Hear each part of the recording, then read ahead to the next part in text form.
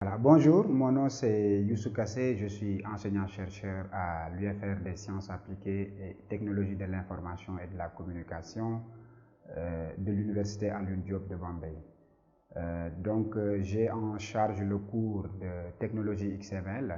Donc XML pour Extensible Markup Language est un langage de balisage extensible qui permet de structurer des documents en utilisant le format texte comme support.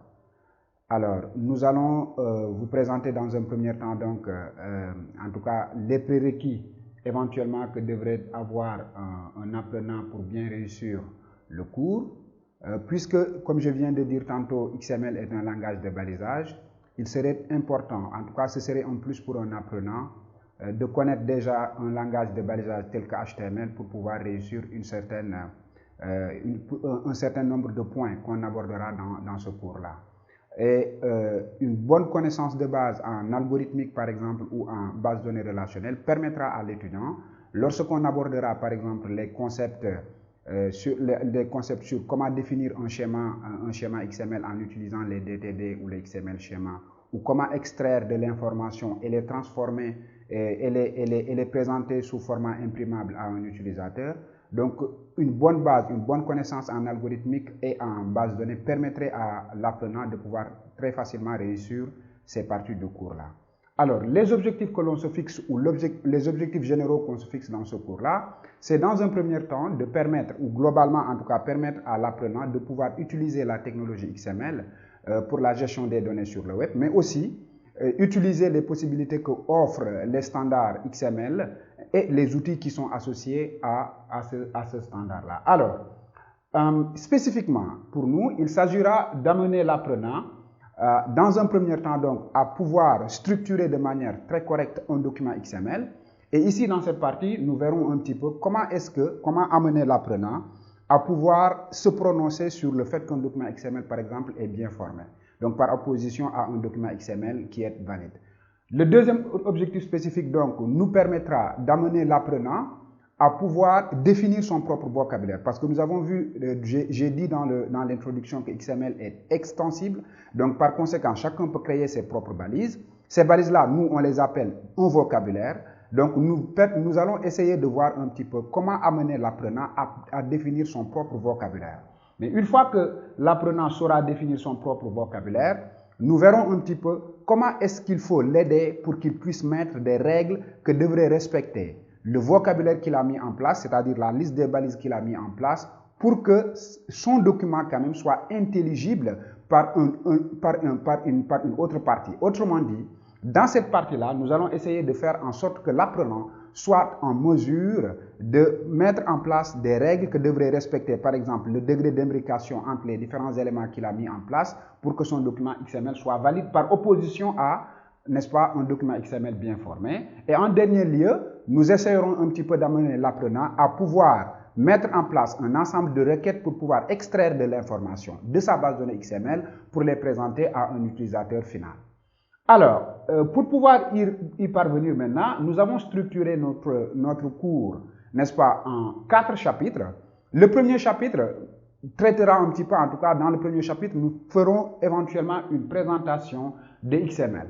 Et éventuellement, donc dans la présentation, nous allons d'abord montrer, dans un premier temps, après avoir discuté du pourquoi de XML, quelques applications qui sont développées, ou en tout cas qui ont vu le jour grâce à XML, qui sont basées donc sur le XML.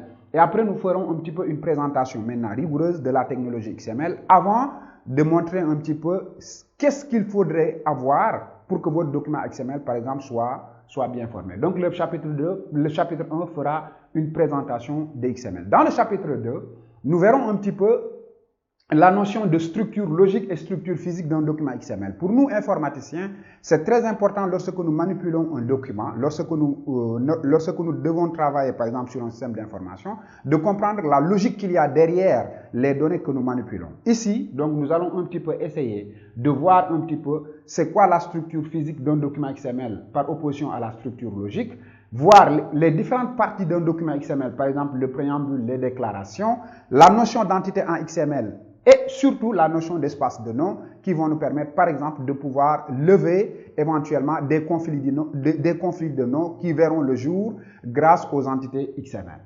Alors, dans le chapitre 3, donc, nous verrons un petit peu comment est-ce qu'il faut faire pour pouvoir valider un document XML. Donc, ici, dans validation, c'est-à-dire, nous mettons en place, dans un premier temps, grâce au DTD et au XML schéma, n'est-ce pas, comment est-ce qu'il faut faire pour pouvoir définir très clairement le vocabulaire de votre document. Et quand je dis de vocabulaire ici, je parle de définition, par exemple, des éléments et des attributs de votre document en utilisant dans un premier temps la technologie DTD. Et après, on va aller utiliser la technologie XML schéma pour pouvoir faire exactement la même chose. Ici, donc, la différence entre les deux, c'est que avec les DTD, nous allons utiliser, par exemple, une technologie autre que XML pour pouvoir valider notre document XML, tandis qu'avec XML schéma, on utilisera un document XML pour pouvoir valider un document XML. C'est la raison pour laquelle, d'ailleurs, on dira de XML schéma ou des données de XML schéma quelles sont des métadonnées pour les données de notre instance XML. Donc, et le dernier chapitre, dans le dernier chapitre, donc, nous verrons un petit peu comment est-ce qu'il faut faire pour pouvoir extraire de l'information de notre base de données. Donc, quand on parle ici d'extraction, c'est-à-dire mettre en place un ensemble de requêtes qui devraient permettre à l'apprenant de pouvoir cibler un certain nombre d'informations de la base de données XML, par exemple, et les présenter aux utilisateurs finaux. Donc, ici, on utilisera et la technologie XPath et la technologie XQuery pour pouvoir y parvenir. Donc, les deux nous permettront un petit peu de pouvoir extraire de l'information de notre base de données XML.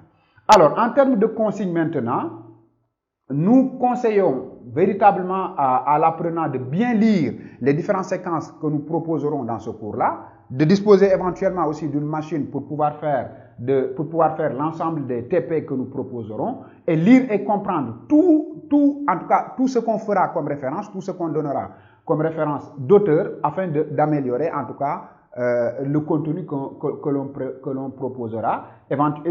Évidemment aussi, il faudra faire l'ensemble des TD que nous proposerons et les tests de connaissances qui seront disponibles certainement sur la plateforme.